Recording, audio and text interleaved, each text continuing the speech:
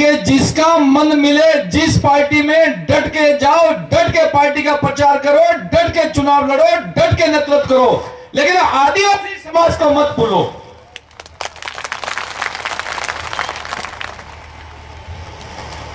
अगर हम सत्ता से दूर रहेंगे, हम संगठन से दूर रहेंगे, सरकार से दूर रहेंगे, माफ करना, हो सकता है मेरी विचारधारा अलग हो, हम कितने भी सम्मेलन करेंगे हमको सफलता नहीं मिलेगी।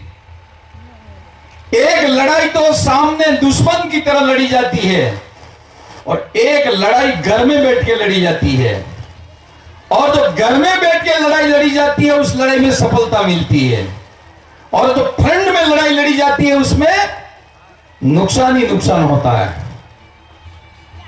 आज सोमजी भाई कुछ कह गए, गावी साहब भी कुछ कह गए और कह रहे हैं, लेकिन लगातार 7-7 बार वो खुद भी किसी पार्टी के नेता बन के एमपी भी बन रहे हैं, एमएलए भी बन रहे हैं, मंत्री भी बन रहे हैं, और एमएलए और मंत्री बने इसलिए उनको हम सम्मान कर रहे हैं।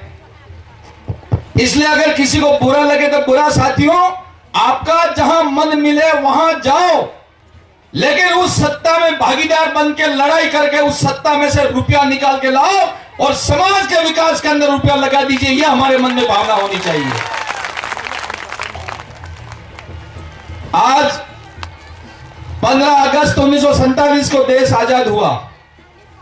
ऐसा नहीं हुआ कि मध्य प्रदेश आजाद हो गया और राजस्थान रह गया, ऐसा नहीं हुआ कि मध्य प्रदेश के बाद में गुजरात रह गया और महाराष्ट्र हो गया, उनको बंद करा दो या कोई जाके, ऐसा नहीं हुआ। इस देश की आजादी सबको एक साथ मिली 15 अगस्त 1947 को। फिर हमारा आदिवासी समाज दुखी क्यों है, क्या इसके कारण हैं, उन कारणों में हम नहीं जाएंगे, और फिर अगर आदिवासी समाज का सम्मेलन हम करते रहेंगे तो हमको फायदा नहीं मिलेगा।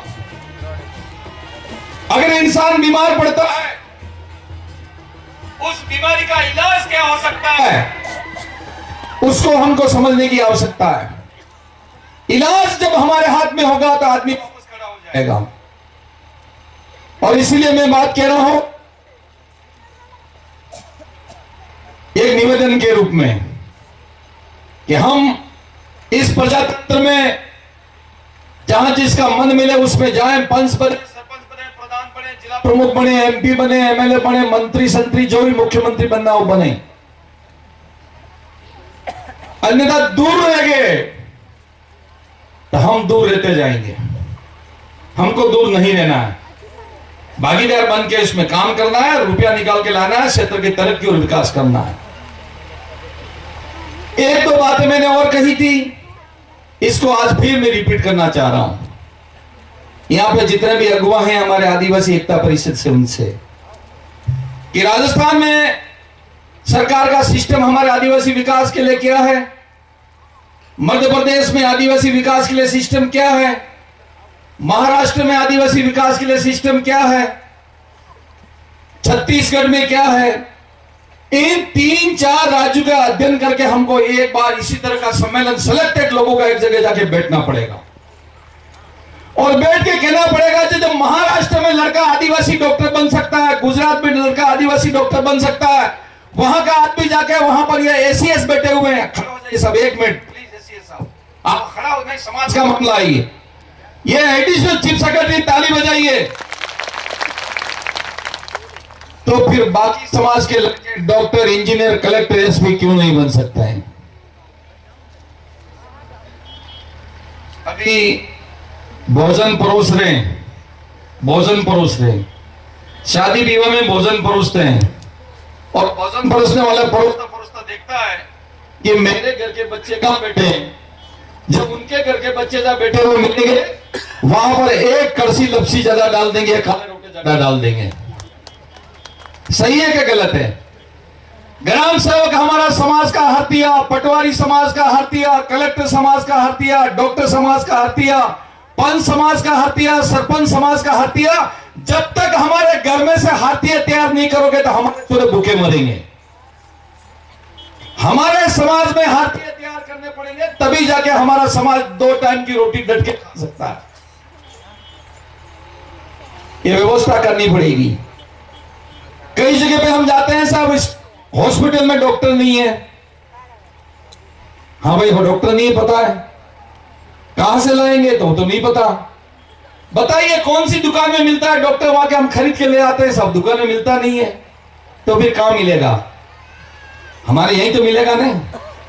तो हमको हमारा डॉक्टर तैयार करना पड़ेगा, हमको हमारा एसपी तैयार करना पड़ेगा, हमको हमारा कलेक्टर तैयार करना पड़ेगा, हमको हमारा नेता तैयार करना पड़ेगा।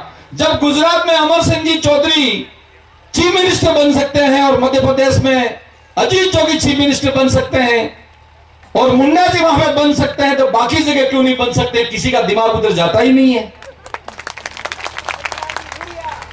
कांतिलाल जी भूरिया भी बन सकते हैं, ताराचंद जी बोगरा भी बन सकते हैं।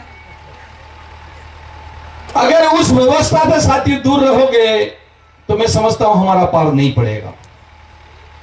और इसलिए फिर एक बात कह रहा हूं, जो भी हमारे आदिवासी मंत्री हैं, एमपी हैं, एमएलए हैं, इन सबको इकट्ठा करो और अलग अलग राज्यों की अलग अलग समस्याएं तैयार करो, मुख्यमंत्री से बात करो, राज्यपाल से बात करो, और नीज में तो राष्ट्रपति जी के सामने जाके अपनी बात कहो कि मान महामहिम राष्ट्रपति महोदया, संविधान की धारा 5 के अंतर्गत महामहिम राज्यपाल को, राष्ट्रपति महोदय को अलग से आदिवासी विकास करने का कानून में व्यवस्था की हुई है, उस कानून का हम उपयोग करना चाहते हैं हमारे आदिवासी क्षेत्र के विकास के लिए। ये जब तक बात जाके नहीं करोगे तब तक हमारा क्षेत्र का और समाज का भला हो नहीं सकता है। और मेरा भला तो माइक ने आज पूरा कर दिया। इसलिए मैं ज्यादा कोई बात कहना उचित नहीं समझता हूं, क्योंकि मेरा घर है, मेरा परिवार है, मेरा काम तो खाली स्वागत करना है। आज मैं तो आज आपके पास सुनने के लिए आया हूं, लेकिन छोटी मोटी बात, जब भी भूमि पूजन हो रहा था, माता जी को पूजन कर रहे थे, ढोल बज रहे थे, तो बड़ुआ जी ढूंढ रहे थे आशीर्वाद देने के लिए कि जाओ बेटा, फलो फलो और खूब आगे बढ़ो। तो जब एक नेता दूसरे नेता भाषण बोलता है तो हमको भी थोड़ा सा धुजनी चढ़ जाती है, इसलिए बोलते हैं, बाकी तो आप सबको सुनते हैं।